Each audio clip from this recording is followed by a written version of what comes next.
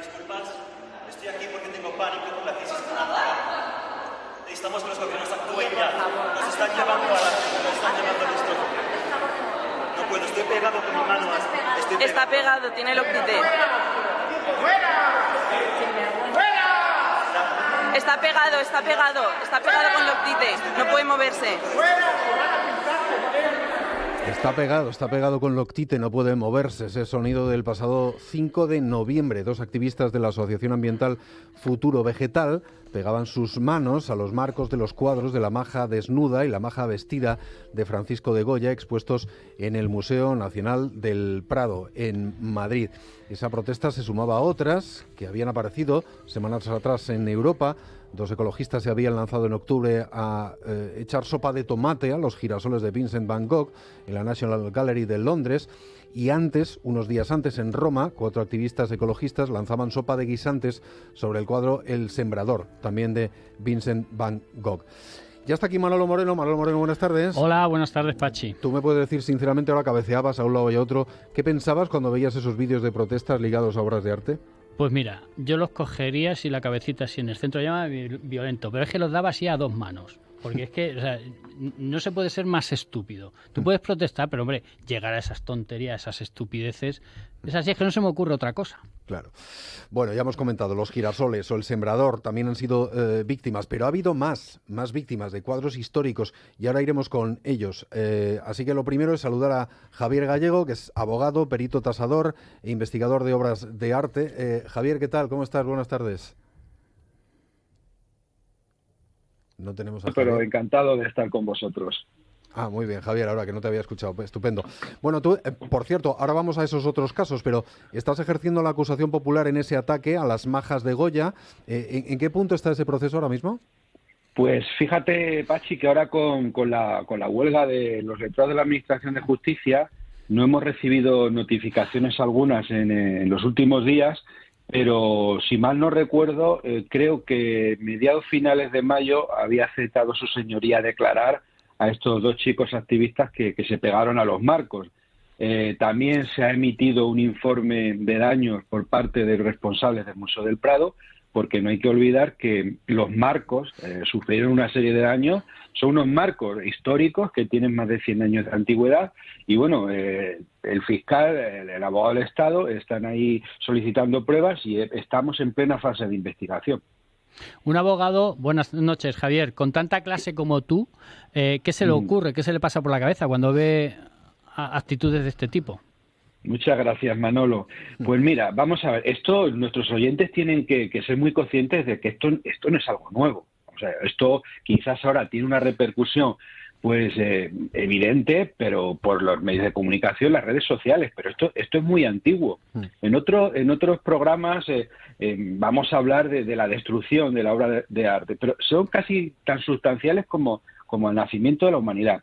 Sí que es verdad que ahora pues han saltado todos los medios, pero esto se puso muy de moda a principios de siglo del año pasado, cuando se llegó incluso a acuchillar así directamente, porque no había esos medios de protección, a una de las representaciones más importantes de los desnudos de la historia del arte, que es la Venus del Espejo de Velázquez, que estuvo en la National Gallery. Posteriormente se atacó también a la Gioconda, luego, si lo queréis, al Guernica, a la Piedad de Miguel Ángel. Esto no es nuevo. Lo que sí que es nuevo, esta repercusión que tiene, que como muy bien ha dicho Manolo, yo me voy a reservar los calificativos, esto es una absoluta estupidez, pero ojo, los que lo hacen son muy conscientes de la gran repercusión que tiene a nivel planetario, evidentemente. Claro, ahora están las redes sociales que efectivamente generan ese efecto multiplicador sobre los efectos de un acto vandálico de estas características. Pero oye, por curiosidad, seguro que esto lo has investigado, Javier, ¿cómo se sustanciaron judicialmente, si es que llegaron a tratarse judicialmente esas anteriores agresiones a otros elementos brillantísimos del patrimonio histórico mundial, como estos a los que te estabas refiriendo? Pues fíjate, prácticamente y desgraciadamente tampoco será tan consciente hace 100 años. Sí que hubo un arresto a las activistas, a las sufragistas inglesas que reclamaban el derecho de sufragio a las mujeres y no se le ocurrió otra cosa que acuchillar literalmente a la Venus del Espejo. Pues fue un pequeño arresto y poco más. Y luego los ataques estos que ha habido, por ejemplo, al Guernica de Picasso, que ha habido a la Piedad de Miguel Ángel, que también es un señor al grito de «Soy Jesucristo resucitado entre los muertos» en 1972, no se le ocurra otra cosa que liarse a martillazos con la Piedad, la rompió la nariz, un brazo, pero desgraciadamente poco. Pero sí que me gustaría, y ya en el ámbito penal nuestro y actualmente, que las penas que se pueden producir por estos hechos son bastante importantes y puedes acabar en la cárcel. Nuestro Código Penal impone penas de hasta 3 años de prisión para estos ataques. En los últimos años, quiero decir que en España sí que se ha tomado conciencia y se ha regulado, pero hasta la fecha, desgraciadamente, pues no pasaba de ser una anécdota menor. Hoy por hoy, Europa ha tomado conciencia y se prevén penas importantes para estos actos vandálicos.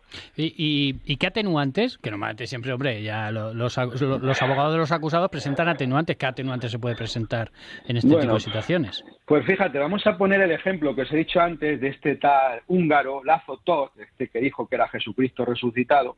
Pues hombre, este hombre al final pues parecía que estaba enajenado, pues un atenuante de enajenación y tal. Yo no creo en eso. Yo, que sabes que soy de pueblo, yo digo lo que decía mi abuelo, decía, ninguno de estos lo da por coger un azadón y quitar hierba, lo da por hacer este tipo de tropelía. Pero sí, hombre, depende, si tiene un buen abogado, pues eximente drogadicción, enajenación mental, etcétera. Este tal László Tóth, que en el 72, creyéndose Jesucristo, tal, pues sí que se le eximió de cualquier responsabilidad precisamente por enajenación. Pero Manolo, no vamos a dar ideas, porque si no, al final, todo esto, desgraciadamente, puede quedar impune. Lo que me preguntaba Javier es cómo ha aumentado el grado de sensibilidad de quien tiene que juzgar esto, de sensibilidad y de conocimiento. Es verdad que existen los peritajes y tú de esto, claro, sabes mucho, pero en definitiva quien luego acaba tomando una decisión sobre esto es un juez, una jueza que, oye, no sé yo si necesitaría un punto especial de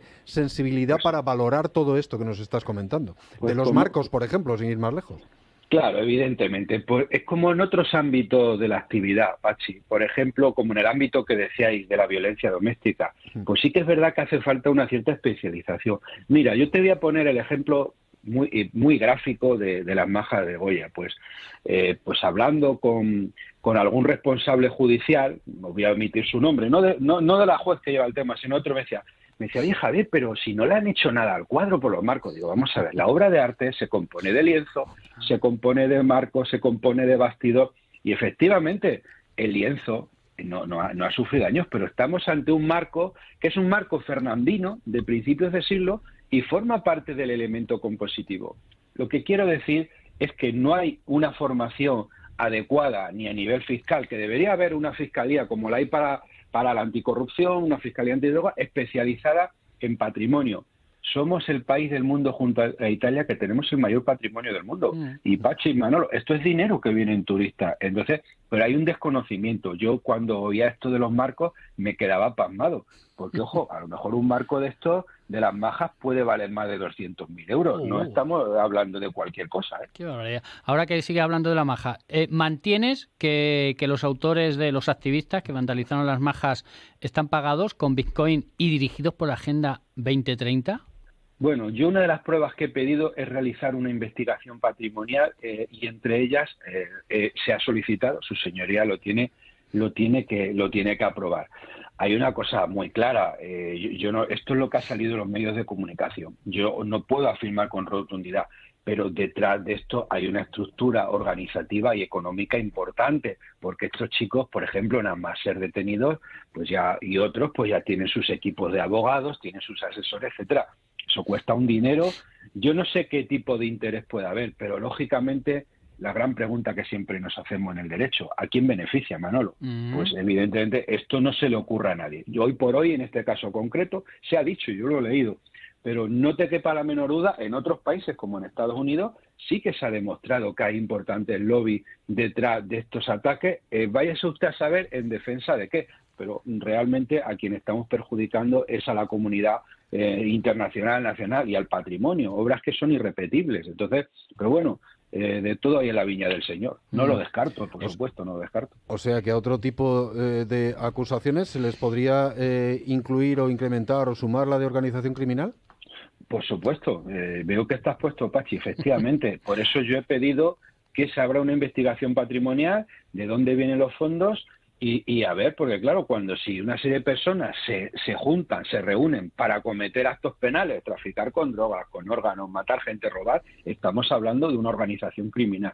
Evidentemente, todavía queda mucho por hacer y yo agradezco a vuestro programa una cadena pública que en un horario de máxima audiencia estemos hablando de estos temas. Hay que sensibilizar a la gente. Nos jugamos mucho. Esto no son cosas de que nos guste a los que nos gusta el arte y tal. Esto es dinero, esto es publicidad, esto es turismo, esto es riqueza. Tenemos que conservar algo. Esto forma parte de la historia de nuestro país y del país más turístico del mundo que somos junto con Francia y Estados Unidos. Nos lo tenemos que tomar en serio, por supuesto. Preparando el programa me hablaste de que ibas a tocar por encima, dentro de los ataques vandálicos, el Guernica. ¿Qué le sucedió al Guernica? Pues sí, pues mira, lo del Guernica es curioso. Por ejemplo, fue atacado, sabéis que el Guernica hubo una polémica muy importante. El Guernica fue atacado cuando estuvo en Estados Unidos, antes de traerse a España, con un spray rojo y además, ¿sabes cuál fue el objeto de la reivindicación? La guerra de Vietnam. No lo sabemos. Otra excusa más. Puso un letrero el señor: muerte a todas las mentiras. Bueno, se quedaría tan a gusto. Además fue atacado por un artista iraní, que yo tampoco entiendo mucho esto, pero bueno, también fue utilizado como un elemento de protesta más. Y aquí en España fue agujereado con un lápiz, pero no llegó a más. Entonces quiero decir que el Guernica es una de las obras más importantes de la historia del arte universal, y este señor no se le ocurre otra cosa que protestar contra la guerra de Vietnam haciéndole una pintada. De hecho está muy, muy protegido, evidentemente, porque no se descartan más ataques, claro. Yo te agradezco mucho el testimonio porque puede haber, y esto está muy bien que lo hablemos con un poco de tranquilidad, quien vea con simpatía algún tipo de actividad de estas características, por el supuesto fin que perseguirían los que las cometen. Pero yo creo que el dato que nos desvelas de posibilidad de organización criminal, pues debería abrir los ojos a algunas de las personas que podrían ver con simpatía, con legítima simpatía, aparte de que habría que explicarles el desacierto que supone atentar contra obras de arte, pero con legítima simpatía por la causa, que alguien haga cosas de estas características, y creo que es muy de agradecer. No, efectivamente, es que yo creo que tenemos que ser contundentes, y repito, nuestra legislación es bastante dura con estos actos. Ahora, evidentemente, hay que probarlo. En el caso de ahora que estamos llevando de las majas de Goya, lógicamente, pues la determinación del daño se hace en base a un informe pericial. Yo todavía no nos han trasladado del informe del Museo del Prado, como he dicho antes, yo hablando con expertos y demás, pues estos marcos, superan en algún caso los 200.000 euros. Pero evidentemente tenemos que ser contundentes. Y todas estas personas que lo ven con cierta gracia, cierta simpatía, realmente están atentando contra algo que nuestros ancestros han conservado hasta nuestros días, y aunque suene muy tópico decirlo, tenemos la obligación de conservarlos para nuestros hijos y futuras generaciones, porque en ellos es la vida, la historia de la humanidad, y espero que se tome conciencia. Es verdad que en España esto, por lo que yo he contactado en la calle, a nivel general no ha hecho mucha gracia. Esto no han ido de graciosos, Quiero decir que yo con la gente que he hablado, además de cualquier ideología política, de cualquier tendencia, igual, la gente lo ha tomado, como ha dicho Manolo, como una estupidez. Entonces, en España, quieras que no, somos bastante respetuosos con estos temas de arte. Y por cierto, también una de las medidas que he pedido yo cautelarmente es que se los prohíba durante la investigación e incluso cuando salga la sentencia acercarse e ir a cualquier museo local, provincial, autonómico. También hay que adoptar ese tipo de medidas ejemplares, como cuando hay pelea en los campos de fútbol, a los hinchas los hemos echado afortunadamente, pues esta gente hay que echarla del mundo cultural. Eso no es cultura, eso no es respeto, eso no es educación, y desde luego es lo más contrario a una sociedad civilizada. Claro, un cafre que es sospechoso de montar bronca en cualquier estadio de fútbol o cancha de baloncesto o lo que sea, pues sencillamente hay que darle donde le duele. Y si le duele no ir a un estadio de fútbol 10 años, pues hay que darle, evidentemente. Pero además, daros cuenta de una cosa, lo que supone esto, Pachi, Manolo, y nuestros oyentes piensen un poco, cambiar el discurso museístico. El discurso es decir, ahora que pretenden que vayamos a ver las majas con un cristal que hasta ahora no lo tenían, pues a lo mejor lo han conseguido. Claro. O pretende que le veamos a 3 metros. Entonces, esto también mata la vida y la percepción que da la obra, que el océano y aparte de todos los gastos que va a implicar pues en los detectores de metales, los arcos de seguridad, más vigilancia, más... Entonces, esto es un absoluto despropósito, que tenemos que pensar en esa vertiente también, desde luego. Oye, Javier, y a la Mona Lisa, a la Gioconda, vamos, más cosas no la han podido hacer, ¿no? Sí, desde que la pintó Leonardo da Vinci, vamos, la han sí, apedreado, la han robado, le han lanzado una taza. Ahí está también su fama, pero yo te digo una cosa, y yo siempre lo digo, y ahora que no se me enfaden nuestros oyentes, hombre, comparado con cualquier retrato de Velázquez o de Goya, sinceramente, la Mona Lisa es una broma, pero han hecho, sí, lo digo sinceramente, a mí personalmente, pero han hecho una cosa muy de los franceses, han vendido la moto. Este cuadro es conocido precisamente por las polémicas que ha tenido desde el primer momento, sin perjuicio de su valor estético, pictórico, cultural, que podemos discutir y tal. Pero luego también al final, pues tienes algunas cosas, sobre todo lo del robo. Pero insisto, no tomemos como referencia, porque es que al final cualquier idiota que se ilumine, y no hay cosa más peligrosa que un tonto motivado, puede liar. Y fíjate en el Museo del Prado, las meninas que están sin protección, quiere decir que no tiene un cristañá, que las puedes ver. Es que el daño sería irreparable, por supuesto. Me vas a permitir que te robe 2 o 3 minutos, Javier, pero ahora te despido. Es que sabéis que, y Manolo, que estábamos abriendo el informativo con la aparición de unos restos mortales en Ventas con Peña Aguilera. De allí vengo. Y vienes de allí, por eso te quería preguntar, porque estoy viendo un titular muy llamativo. Sé que has estado allí, he leído las informaciones que estáis publicando en ABC, pero el titular de Voz Populi es muy llamativo. Dice... Para que los oyentes lo sepan, porque sepan que hay más datos que han aparecido en los últimos minutos, y es el titular de Voz Populi es: una inquilina descuartiza a la presidenta de su comunidad a la que no pagaba los recibos. En efecto, sí, lo hemos estado publicando en ABC, lo llevamos publicando en ABC de hace ya un par de horas aproximadamente, pero sí, es así. La detenida se llama Marta, es oriunda de las Ventas con Peña Aguilera. Yo he estado en el lugar donde han aparecido restos del cadáver quemado, y claro, lo hablaba con los compañeros antes, esto de homicidio yo creo que más bien asesinato, porque es que a nadie se le puede ocurrir traer un cadáver, bueno, o idearlo desde Carabanchel hasta las Ventas con Peña Aguilera, que podrá haber 80, 40, 120, 130 kilómetros, y llevarlo al lugar, que a mí me ha costado llegar hasta allí. Te lo tienen que explicar, o sea, tienes que ser de la zona para llegar a esa escombrera. Y allí he dejado ya la Policía Nacional, la Policía Nacional ya llevaba, la Policía de Madrid, que esto lo llevan desde Madrid, llevaba ya unos días allí, moviéndose por el pueblo, y allí continuaban esta tarde, han llevado perros guías, que han ladrado, han señalado, han estado excavando también con alguna pala. Desconozco lo que han podido encontrar, porque nosotros nos encontrábamos como unos 100 metros aproximadamente del lugar del hallazgo, pero así no queda muy claro cómo habrá llegado allí el cadáver. Pero qué barbaridad, es una persona que supuestamente descuartiza, asesina, mata, quema, en fin, bueno, no sé en qué orden, a otra por una discusión por los recibos del agua. Sí, desapareció.